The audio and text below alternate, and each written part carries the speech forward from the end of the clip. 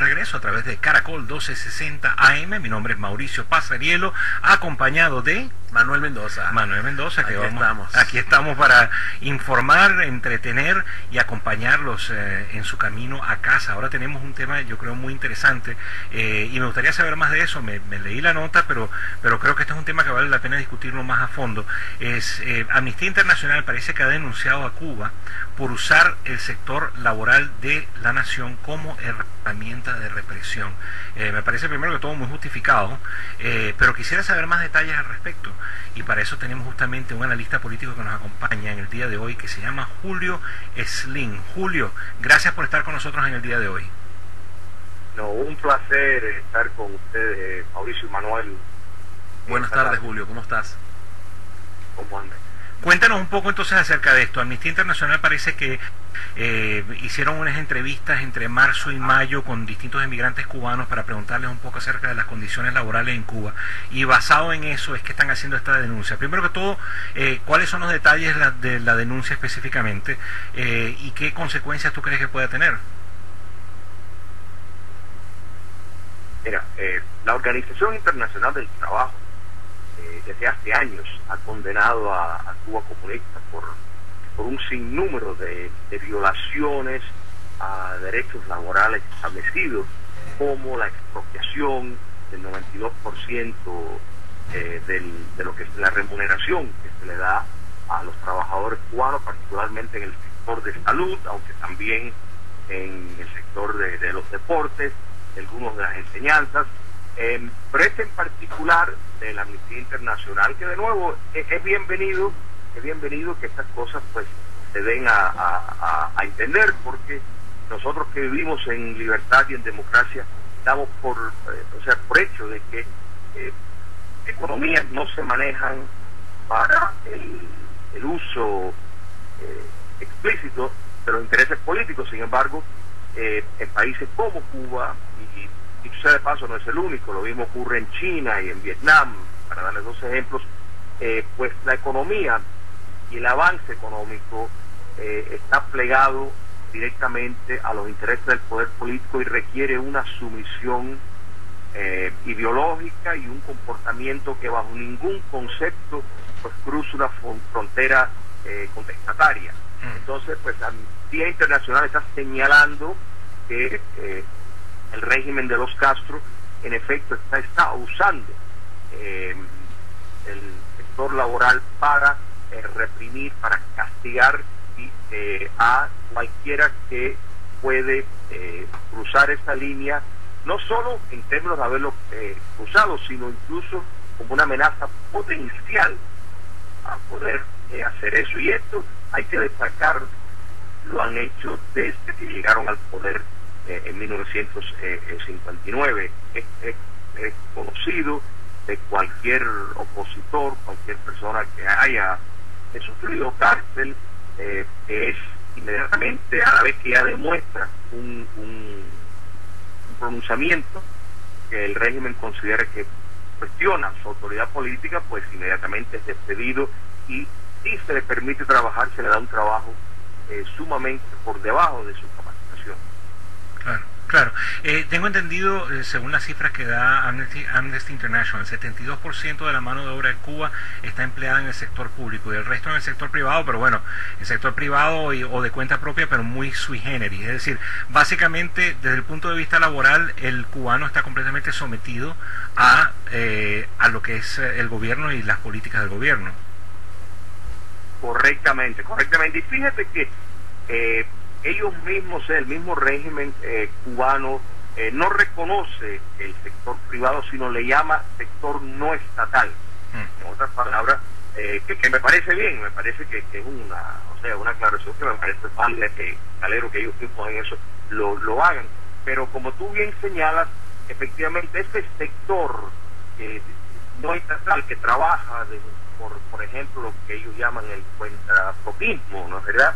Sí. En efecto, simplemente están a expensas de licencias que, dicho sea de paso, desde que los Estados Unidos establecieron relaciones comerciales con Cuba comunista, el régimen ha reprimido precisamente ese sector, y las ganancias de las empresas gigantescas que están ligadas a las Fuerzas Armadas castristas, que directamente, absolutamente directamente controlan el 70% de la economía, han proliferado, o sea, que han tenido ganancias muy jugosas, o sea, que se han fortalecido desde el establecimiento de la relación, porque la realidad es de que en Cuba no se puede hacer absolutamente nada sin el consentimiento. Mira, un ejemplo es un paladar, por ejemplo, el paladar, que pueden ir los mejores en Cuba, que pueden ir los turistas, que fue el presidente Obama, todos esos paladares para poder existir tienen que demostrar al menos no tener ninguna disposición de cuestionar el poder político.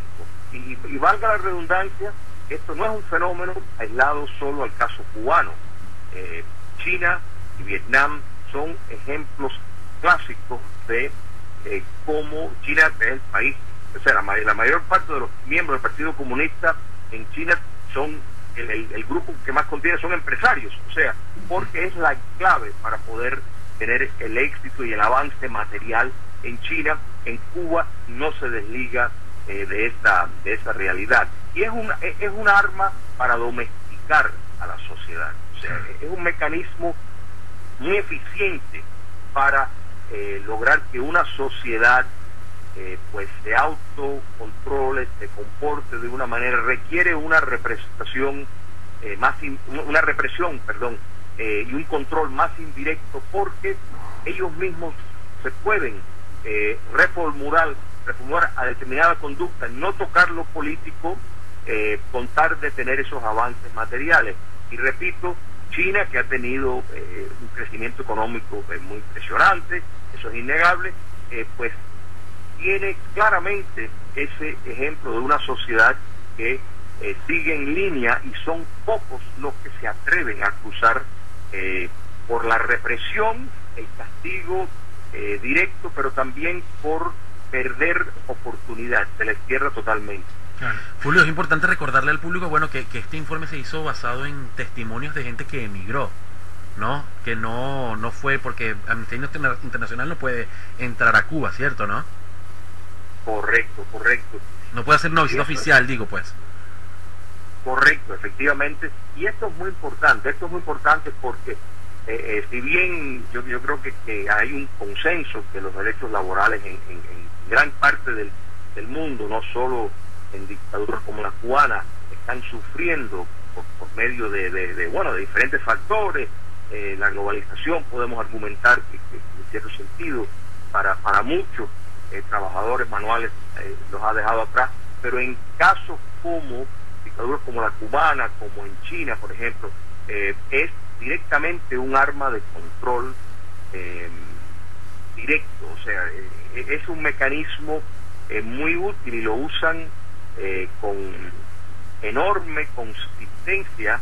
Es una cuestión ya sistémica de cómo operan, y eso lo sabe la sociedad que está adentro, y saben que a la vez que van a hacer cualquier tipo de cuestionamiento político, ahí mismo son despedidos, ahí mismo concluye.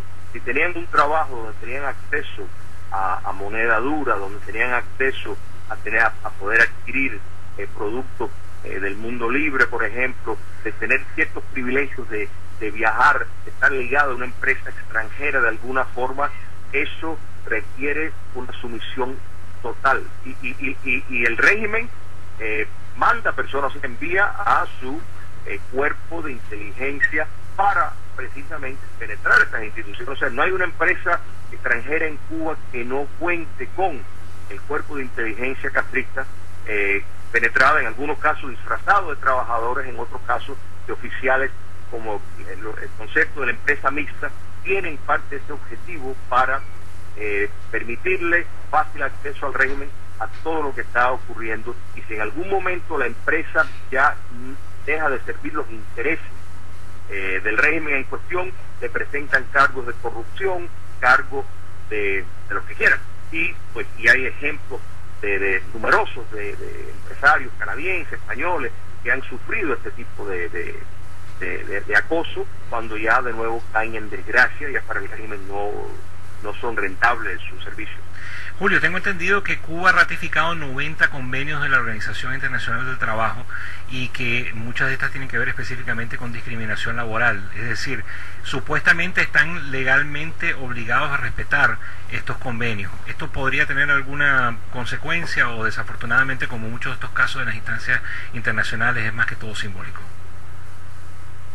Lamentablemente sigue siendo puro simbolismo. O sea, tú bien señalas, y eso, como te digo, la Organización Internacional del Trabajo, desde hace años, numerosas violaciones, Cuba comunista ha sido citada por eso, pero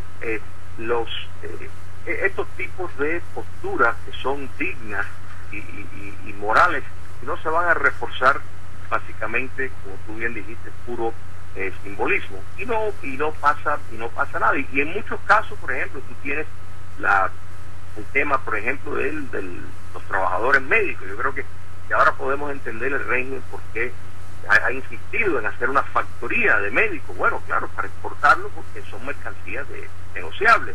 Entonces, para arrendar esos servicios, tener la segunda entrada que le entra a Cuba comunista. Entonces, eso, en efecto, a los países que son anfitrión, en muchos casos, les conviene dejar que trabajen, porque los colocan en lugares donde médicos de ese país tal vez no quieren ir, los trabajan bajo condiciones que podemos decir con toda seriedad de un neoesclavismo que estamos viendo en el del siglo XXI. Entonces, pues se hace la vista gorda. En otras palabras, permiten que le hagan a los trabajadores cubanos trabajando en sus países lo que no les permitirían que hicieran a sus propios trabajadores por leyes que ellos tienen y que sí se dedican a respetar. Entonces, es un negocio sucio que el régimen castrista está envuelto, y lamentablemente muchos países del mundo libre pues son benefactores, son partes de socios económicos de este tipo de crimen. Julio, tengo entendido que hoy mismo vas a estar ofreciendo un simposio al que quisieras invitar a nuestra audiencia, que se llama Comunismo 100 años de barbarie. Cuéntanos un poco dónde va a suceder, a qué horas y de qué se trata. Como no, el simposio va a ser esta tarde a las 6 de la tarde en la Biblioteca Pública de West State Regional, que está en Coral Way, la 94 Avenida. La entrada es completamente gratuita y abierta al público. El lema es Comunismo 100 años de barbarie. Los panelistas van a ser Ramón Mestre, Armando de Armas y Alfredo Gómez Llorén. Este servidor será el moderador.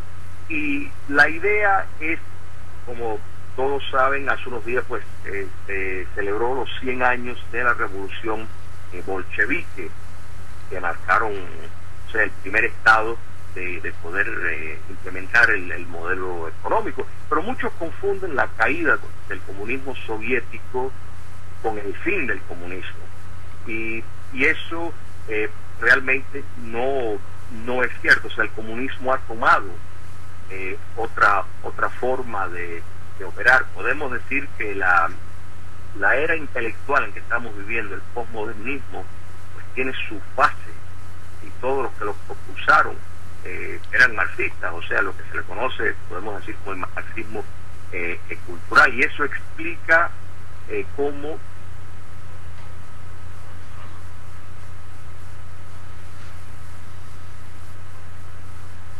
existen países como Cuba comunista, China, Vietnam, Laos, cómo surgen dictaduras como Venezuela, Ecuador, Bolivia, Nicaragua, la Rusia de Putin, y socialmente se acepta, o sea, socialmente la noción de la democracia se ha erosionado enormemente, y en parte con la caída del comunismo soviético, la democracia perdieron la oportunidad al abandonar, o sea, al ganar la paz, no lograron el seguimiento que había que darle para profundizar ideológicamente.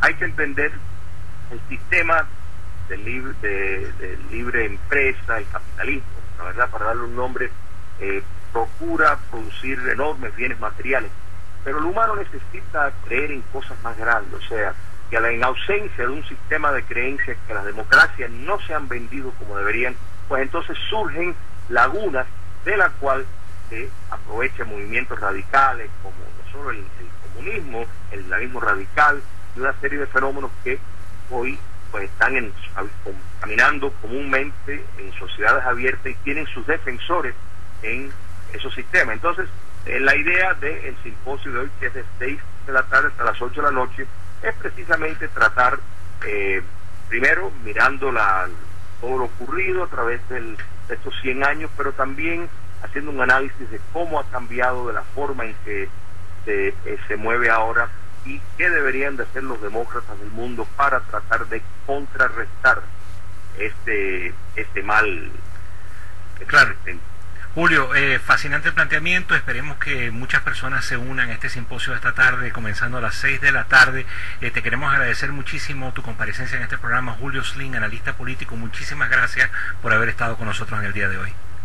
Gracias a ustedes, un placer.